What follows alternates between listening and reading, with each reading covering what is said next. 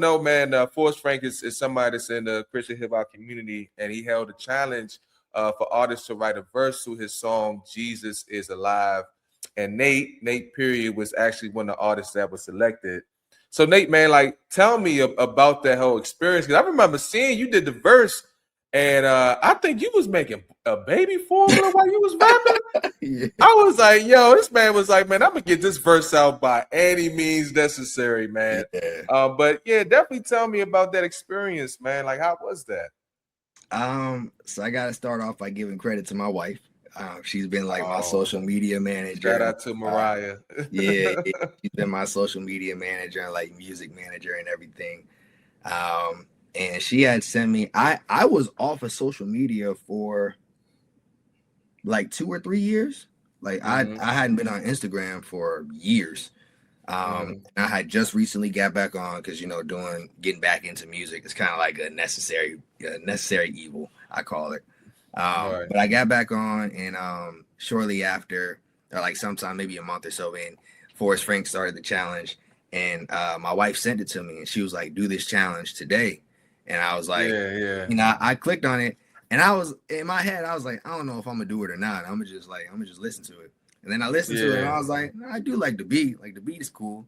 And I was like, yeah, I could rap something to it. So I was Yeah. like, all right, I'll try it. And I was sitting there. I forget where she was at. She was out doing something. I was at home with the kids, and I had the baby on me. He was getting hungry. I had to make some milk. I think the older two were asleep. But I mean, I was just playing it. I was kind of like restarting it. Um, Uh-huh. I wrote it while I was, feeding him and getting him in the carrier and everything, changing his diaper.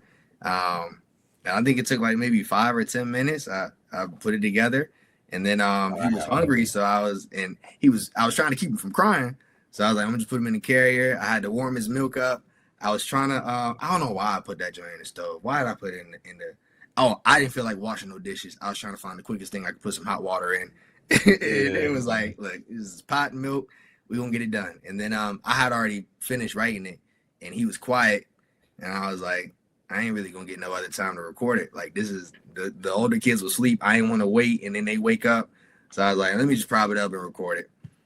So I recorded it Wow. while I was doing that, and then I when she got home, I showed her, and yeah, we posted it, and I wasn't expecting anything from it. I just put it. I just did it. Yeah, yeah. Do it. Yeah, And no expectations. yeah, and then afterwards, people were commenting on it, and then she gave me the advice of like respond to the comments so that the algorithm, I guess, starts to push it more. So Yeah, yeah. I did that maybe like 5 or 6 times, and then it started to kind of like gain some traction, and then it just started feeding Yeah. itself. And then I think for the first few days, I was or like maybe the first day or so, I was trying to respond to like all the comments, but then after a while, it was like, yo, It's a I can't lot. keep up. Yeah, I'm just Can't keep up. let Yeah. it Yeah. up. So then after that, a few days went by, and he had posted. He was trying to figure out what to do, and he didn't know if he was going to do one big one. He was looking at Lost and Found, I believe the artist is, Okay. and Okay. Keon Boone.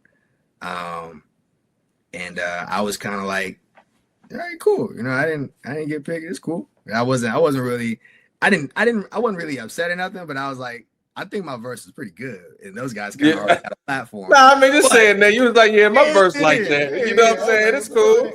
I It's was like, it's cool. cool. For real. It reached whoever it was supposed to reach, and like it was cool to get a Yeah. little bit of traction leading up to dropping an album. But then out the blue, his team had Mhm. like somebody had emailed me. I won't share their name or nothing, but they emailed me saying Sure. from Forrest Frank team, he liked what I did with the verse. They want to see if I get the vocals, and I was like, this was like Sunday after church. And I was like, nah, this got to be spam. So like we started looking the dude up, trying to find him on LinkedIn. And he Yeah. put a number in the email, and I called the number, and everything was checking out. It was like official. I was like, oh, I was just calling to see if this was spam. But I mean, Yeah, yeah, he yeah, sent me yeah. the vocals. So yeah, I sent them the vocals same night, and then it kind of just it went from there. But it was definitely unexpected. I definitely wasn't expecting it. Wow. That's dope, man. So, like, how does that impact your career? Has it impact career? Like, has it, provided new opportunities? Like, what did that do for you?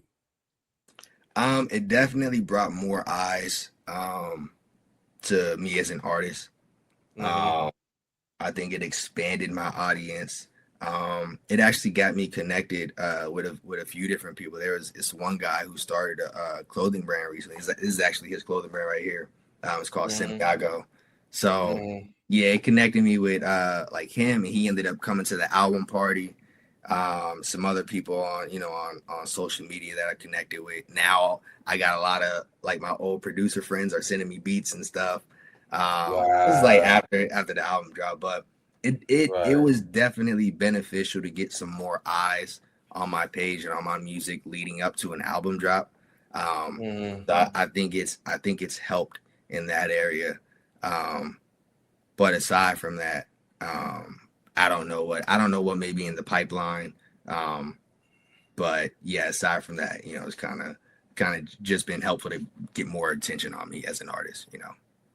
Amen. Amen, man. So there's a lot of optimism going into your future, and that's good.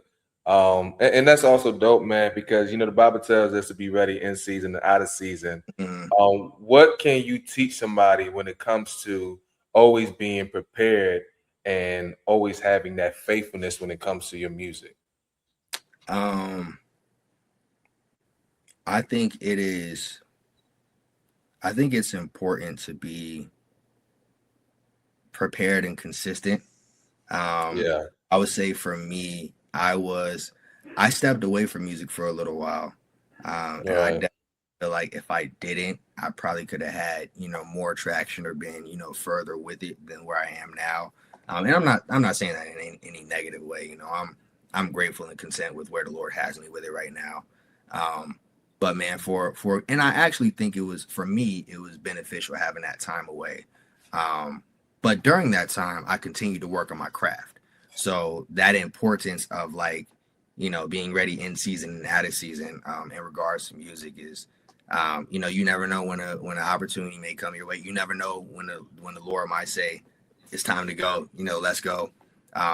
So I think continuing to work on your craft, whether you're putting stuff out or not, whether you're ready to make big moves with your music or not, continuing to work on your craft and be ready for when it is time to go is a key to it. I think what they say success comes when opportunity and preparation mix, something like that. Yes.